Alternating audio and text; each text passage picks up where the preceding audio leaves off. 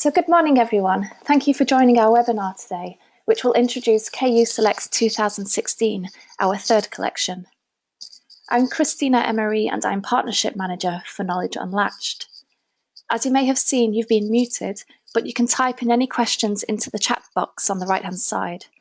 This webinar is being recorded, and a link to the recording will be sent to you afterwards. I'm joined today by Kate Lister, who's Helpdesk Manager at Jisc Collections, so some of you may know her. And I'm also joined today by Lucy Montgomery, who's Director of KU Research. She's based in Perth at Curtin University in Australia. So good evening to you, Lucy, and thanks for joining us today. We'll be happy to answer your questions at the end of the presentation. Feel free to type them into the chat box during the webinar, and we'll address them at the end.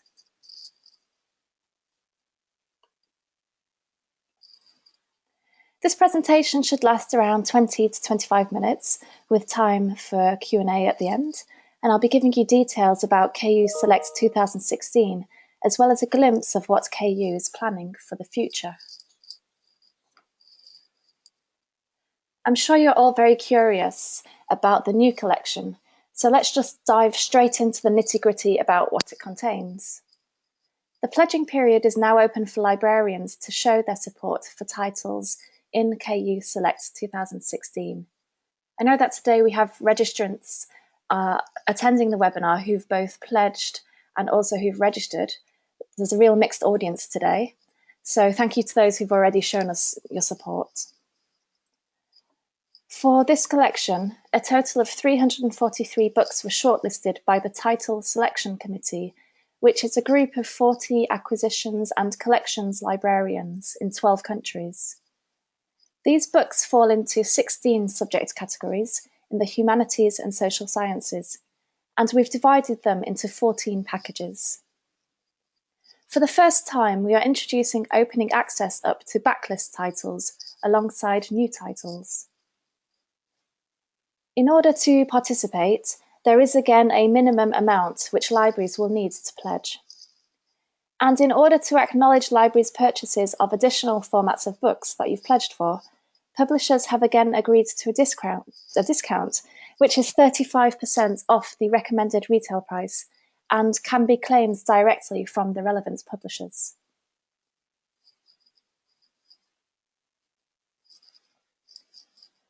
The frontlist collection consists of 147 new titles in the Humanities and Social Sciences. These titles are scheduled to be published between November 2016 and April 2017. The pledging price per frontlist title is £40 per library.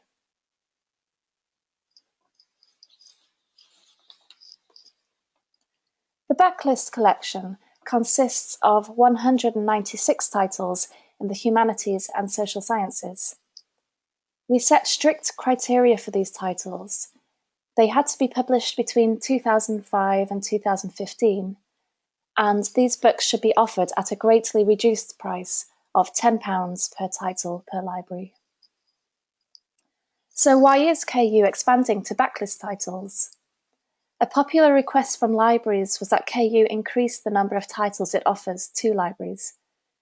We decided to ask publishers for backlist titles that would complement these frontlist titles so that researchers and students would be able to have a greater reading selection.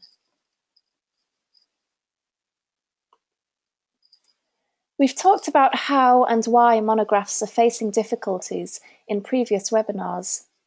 It's a challenge which faces libraries and publishers as well as academics, and you can see why OA is beneficial for academics in particular in this image.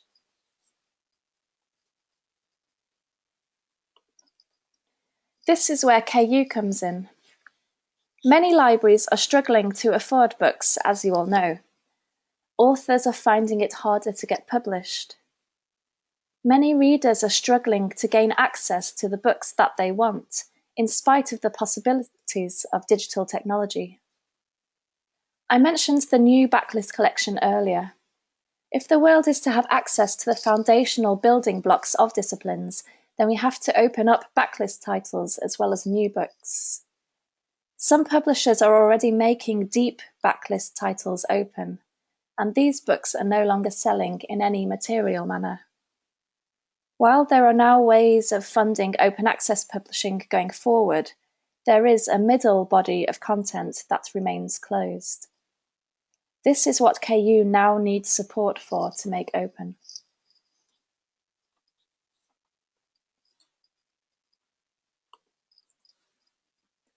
So, what is Knowledge Unlatched? KU is an award-winning initiative that helps libraries from around the world to share the costs of making books open access. By open access, we mean available to anyone in the world to read or download for free on a Creative Commons license. KU was founded as a not-for-profit organisation by Francis Pinter in London in 2012. In 2015, Lucy Montgomery moved to Perth in Australia to become the director of the Centre for Culture and Technology at Curtin University. And as I mentioned earlier, Lucy is also director of KU Research.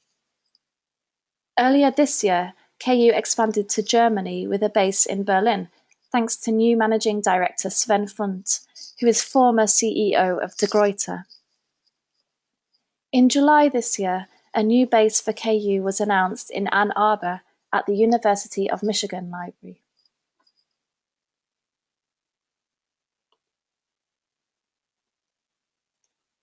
How do libraries from around the world share the costs of making books open access? Publishers are paid a fixed title fee that is split amongst participating libraries. The title fee for new books represents the basic cost of publishing a book.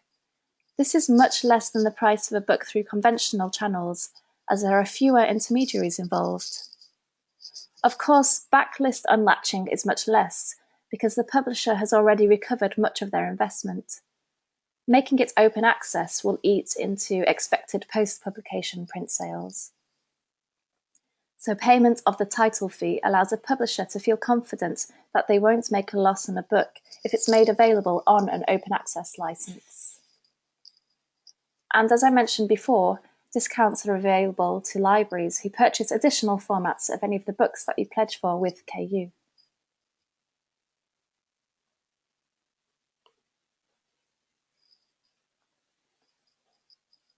So this is how the KU model works. We ask publishers to submit titles that fulfill our criteria. The Title Selection Committee, which is made up of acquisitions and collections librarians, votes on the titles.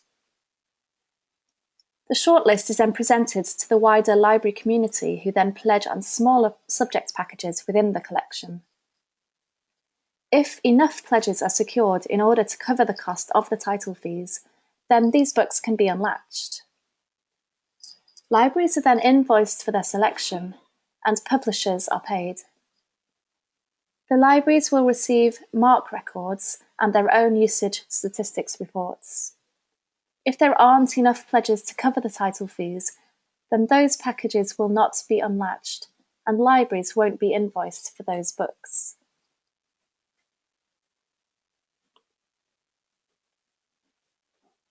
So far, we have run 2 successful collections and unlatched over 100 books. In the pilot, 28 books from 13 publishers were made open access. Since the unlatching, which started in March 2014, there have been just under 74,000 downloads in 183 countries via OAPN and the Internet Archive. This averages to 2,600 downloads per book, compared to sales of a couple of hundred, as would be expected for closed monographs.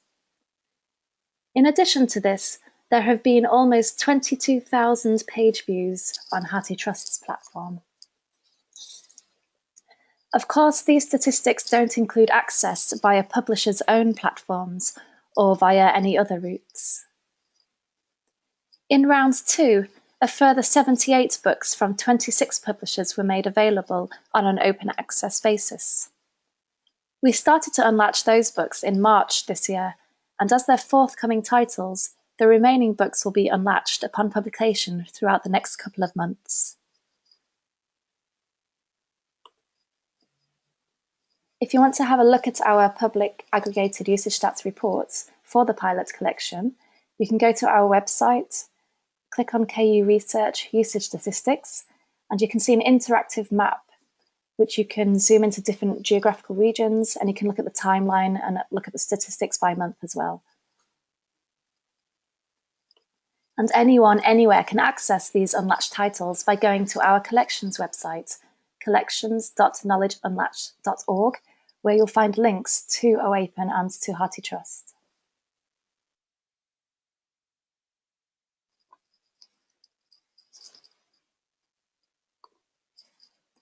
"380 libraries, plus consortia, have participated in the KU collections so far. These libraries come from 24 countries around the world, so you can see that KU has a global appeal.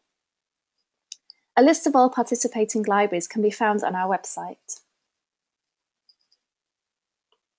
There are many reasons why libraries participate in KU's collections, ranging from a general wish to support the open access cause, to using KU as a viable means to fulfill OA mandates in their countries. KU books are also good value for money. The benefits that KU and its model offer attract libraries who seek a sustainable and flexible way to purchase ebooks, and at the same time make those books open access. KU asked libraries what would encourage them to participate, and as a result, the model reflects this feedback. Recent suggestions have involved more books, more flexibility, and more choice. So KU has expanded its offering. We've built in a pick and choose option to select titles on an individual basis. And now we allow for early invoicing for libraries who wish to take advantage of their 2016 budget.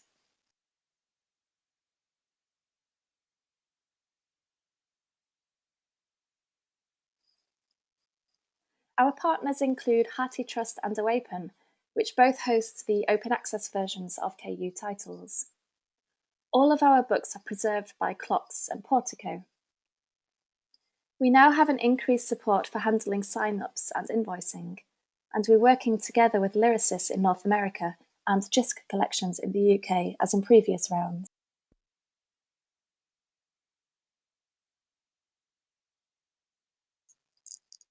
New partners Catalini Libri, Carga Libri and Schweitzer are joining us in various countries around the world.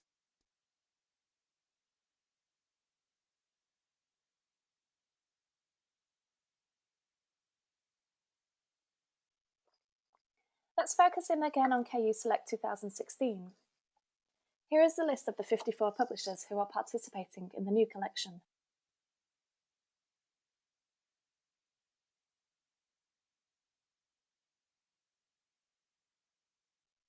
They range from university presses to commercial, as well as open access publishers, and come from 5 continents: Africa, Asia, Australia, Europe, and North America.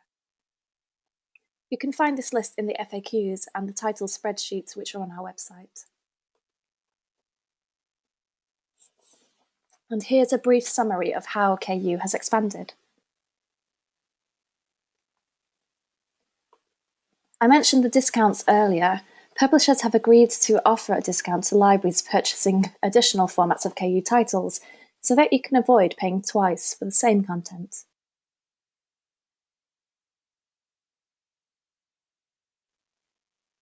Libraries can claim a 35% discount directly from publishers when placing their order for additional formats.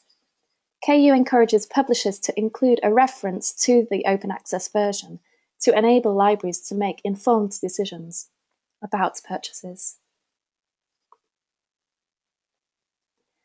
Knowledge Unlatched knows that it is important for librarians to have a say in the steering of KU and in the content of its collections.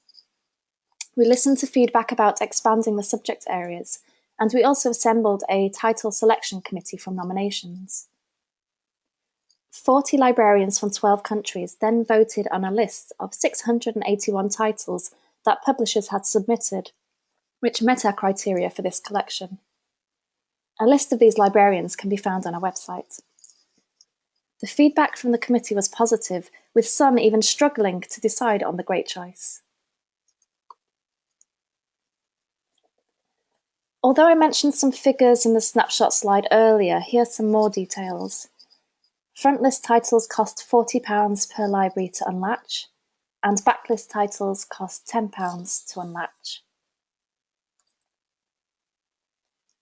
In order to participate in KU Select 2016, libraries need to pledge for either the complete KU Select 2016 collection of 343 titles, both front list and backlist, which costs £7,840, with a minimum pledge of 90%, or £7,056.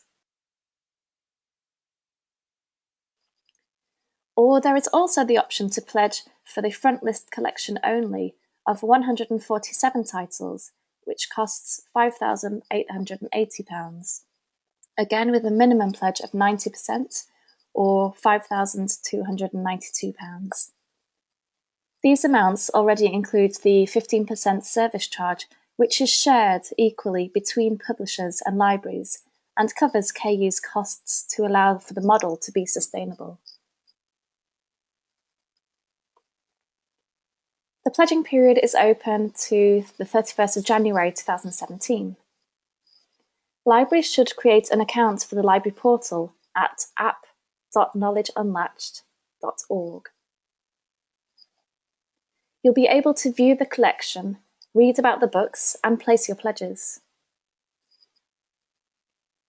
Here's a screenshot of the library portal showing the front list collection.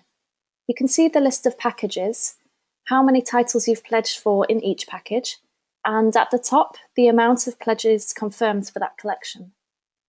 You can also pledge for the entire collection by clicking on Select All. And in the bottom right corner is a green circle, which is the pop-up chat window. You can ask us any questions directly by using that window. Once you're looking at a package, you can click on any book to read the description. Remember that you can download the full title and publisher list as an Excel spreadsheet from our website at any time. You can pledge on 3 levels, either by collection or by package by clicking the relevant Select All buttons, or you can select individual titles on the right-hand side. You can also delete pledges and edit your choices until the end of the pledging period, even if you've confirmed your choice. For further details, you can download our step-by-step guide to pledging, which is also available on our website.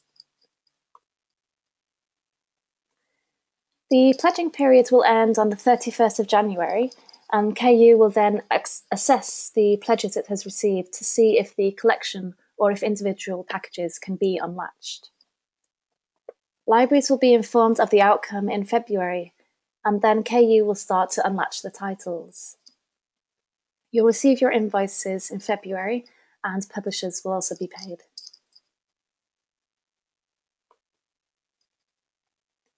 So, what's next for KU? Libraries can propose publishers for inclusion into future collections. KU is planning to expand to Humanities and Social Sciences journals. And of course, KU will continue its research work into usage and other metrics.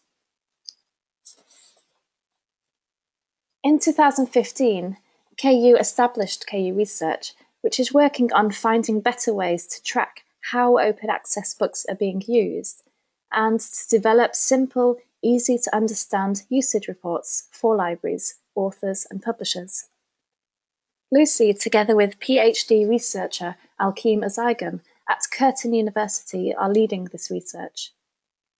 They found a way to provide libraries with counter-compliant individual usage stats for their institutions, and these reports are now available for for participating libraries for the pilot from November this year. Statistics for Round 2 and KU Select 2016 collections will be available from 2017.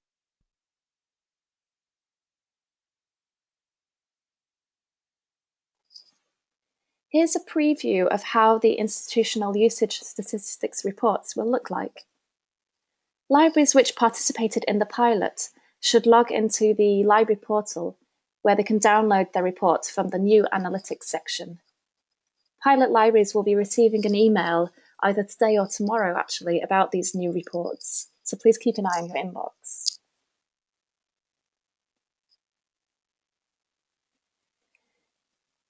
Before we move on to the Q&A session, don't forget to jot down the address of the library portal so that you can create your own account. As mentioned, the pledging period is now officially open. Information about KU Select 2016 can be found on our main website, where you can download the title list as well as these other documents. If you're familiar with our website, you'll notice that we launched a new one a couple of weeks ago.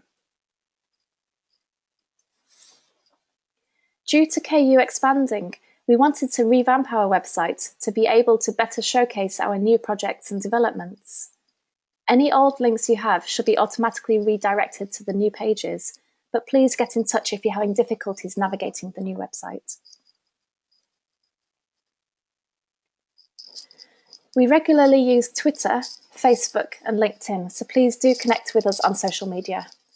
And thanks for listening to this presentation today.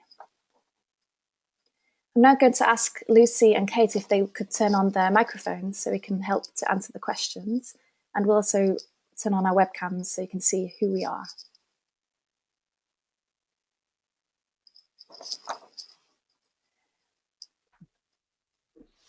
Hi, Lucy and Kate.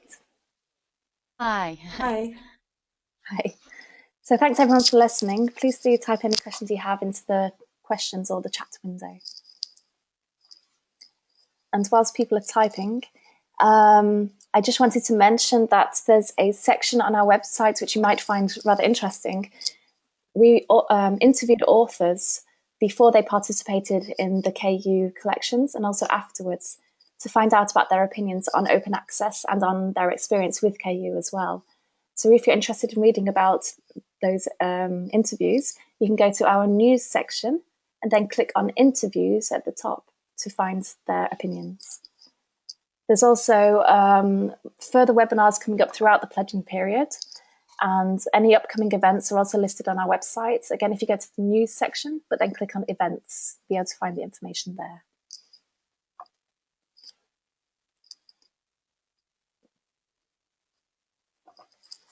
So let's wait a couple more minutes. Lucy or Kate, is there anything you'd like to add meanwhile whilst you're on the line? Yeah, well, I could just quickly let people know that Jisc Collections is once again managing the payments process for Knowledge Unlatched, KU Select 2016. So we'll be managing that for our UK Consortium members once the pledging period is over. And if anyone wants to see any more details on that, we have a news item on our Jisc Collections website, which you can view and find out further information on what the process will entail. Equally, you can always email me or call me on the Helpdesk for further information. Yeah, it's great working together with Jisc Collections. We're in very tight contact, close contact, and we're always sending emails back and forth, helping each other out with questions. So yeah, if you have any questions, do let Kate know. Okay, there's a couple of questions now.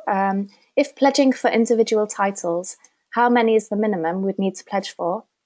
For example, from front list titles only.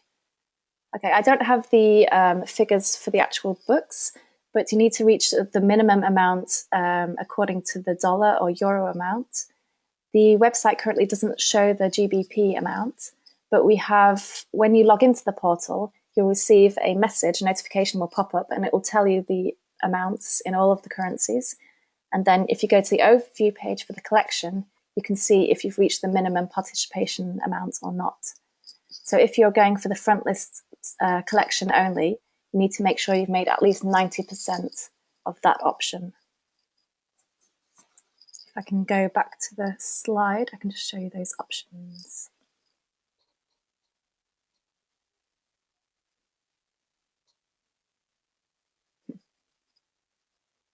There we go. So those are all of the pricing options there. There's another question here.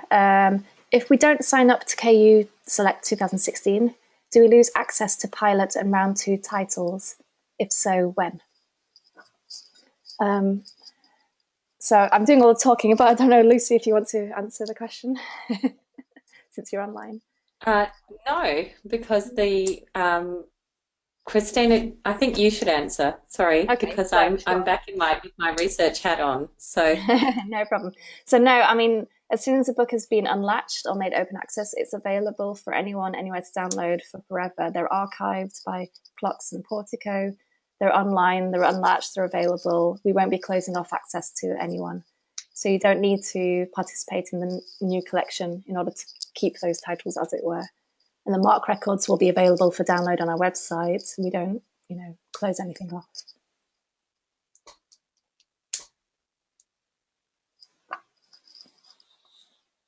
Thank you. So I have another question here. Are any of the books that I've paid for in round 2 also in KU Select 2016?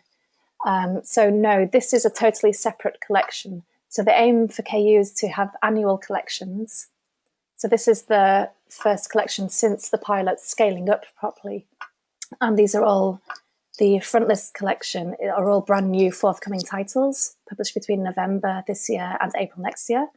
And the backlist titles are between 2005 and 2015, so the past 5 or 10 years. So none of these were in the previous collections. They're all brand new to KU, at least.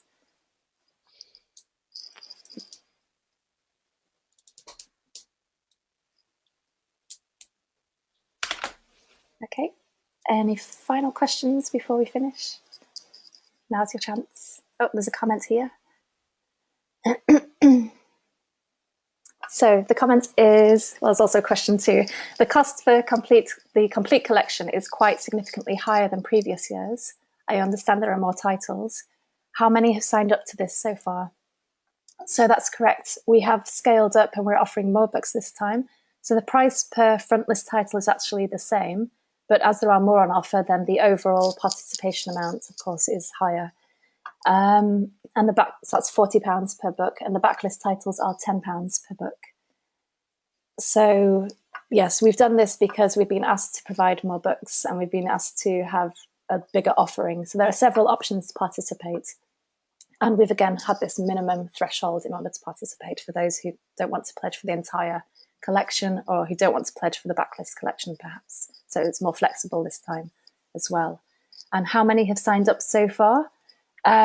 We will be publishing, I think, next week, we'll start publishing a list of the libraries who've pledged so far. So it's going well. We're at quite a high rate of libraries have registered for the portal. And then I think it's taking libraries longer to actually pledge because, of course, as you say, it's a larger offering. They have perhaps more subject librarians to consult, or it's a little more complex, so they have more internal discussions going on. So it's generally taking a little longer. But keep an eye on our website and most importantly on our Twitter feed because we're very active there and you'll be able to see who has signed up and the numbers, I think, from next week onwards. We're just getting that ready at the moment.